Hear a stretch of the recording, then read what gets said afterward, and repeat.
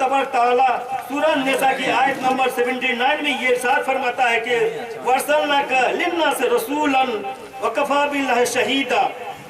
यानी ऐ महबूब हमने आपको सब लोगों के लिए रसूल बनाकर भेजा और अल्लाह इस बात के लिए गवाह काफी है। लेकिन जो लोग आप सल्लल्लाहु अलैहि वसल्लम को अपना रसूल ही नहीं मानते वो कुरान मजीद के अहकाम को कैसे मानेंगे। इसलिए यहाँ सवाल ये पैदा होता है कि दुनिया के तमाम दूसरे मज़ाहिब वाले लोग सिर्फ इस्लाम और मुसलमानों ही को अपना दुश्मन क्यों समझते हैं। इसका सही जवाब ये है कि हमारे प्यारे आका जनाब मोहम्मद रसूलुल्लाह सल्लल्लाहु अलैहि वसल्लम से कबल इस जहां में जितने भी अंबिया किराम तशरीफ लाए वह जब तक यहाँ अपनी उम्मतियों के दरमियान बाहियात रहे उनकी उम्मती हक पर रही, मगर जब वो इस दुनिया से पर्दा फरमा गए तो उनकी उम्मती आहिस्ता आहिस्ता गुमराह होती चली गई और जिस वहदहु ला शरीक की इबादत करने और हक बात पर अमल करने के लिए वो अपनी पूरी जिंदगी अपनी कौम के लोगों में सर्व कर दिए, उसी बात को खास कर उनकी कौम के लोगों ने भुला दिया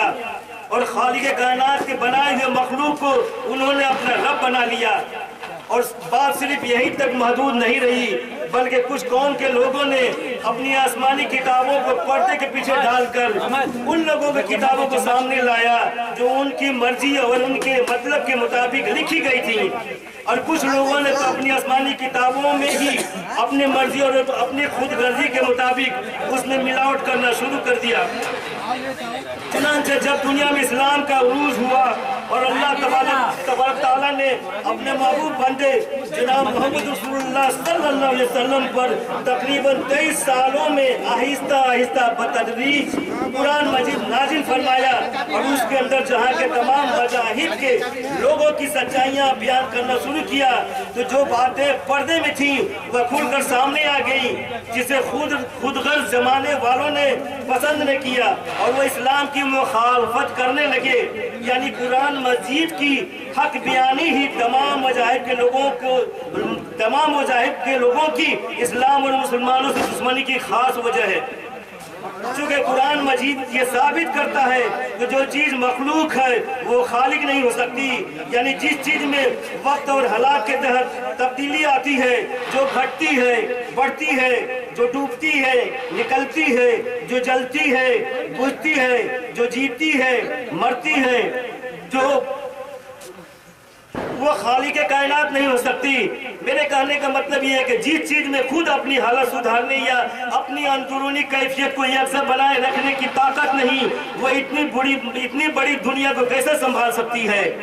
या चला सकती है, जिसमें जमीन, आसमान, चांद, सूरज, सितारे, दरिया, समंदर, पहाड़, जिन, परी, इंसान, चरिंद, परिंद, हैवान, फल, फूल, मेवा वगैरह हैं। इन तमाम चीजों को सही तरीके से देख रेख करने और उन्हें संभालने वाला खालिक वही हो सकता है जो उनका मालिक भी हो,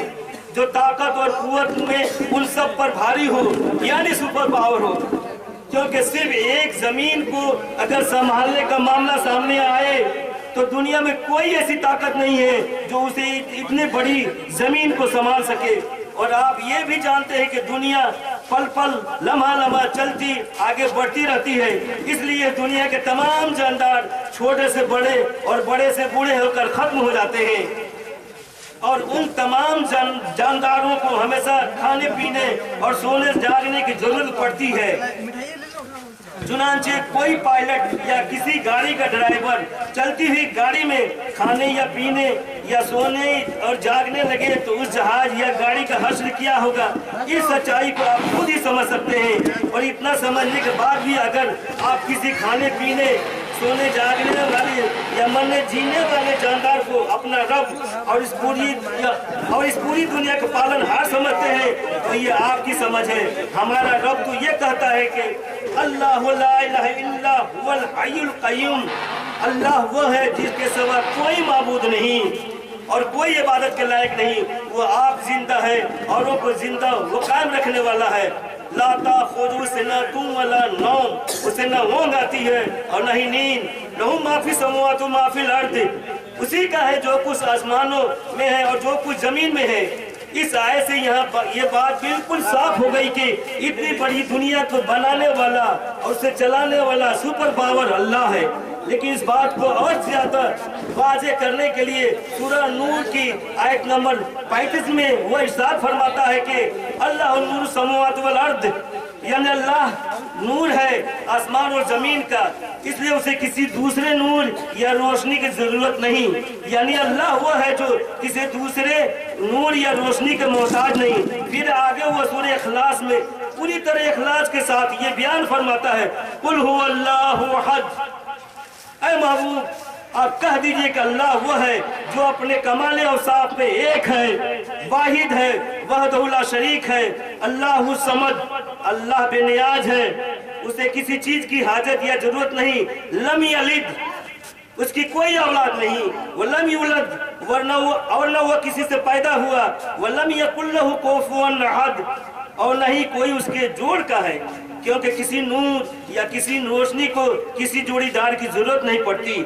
और जब किसी नूर की कोई जोड़ीदार नहीं हो सकती तो फिर उसकी कोई औलाद कैसे हो सकती है, या वह किसी से पैदा कैसे हो सकता है। दूसरी सच्चाई ये है कि किसी नूर या किसी रोशनी को खाने पीने या सोने जागने की भी जरूरत नहीं पड़ती। और ये तमाम बातें ये साबित करती है कि बेशक अल्लाह वही है जिसने इस जहां को पैदा किया और उसे पल पल लम्हा लम्हा चलाता है। दुनिया की दूसरी किसी चीज में इतनी ताकत नहीं है कि वो इतने बड़े संसार को पैदा कर सके और उसे बेहतरीन तरीके से चला सके जैसा कि हमारा रब चलाता है। ये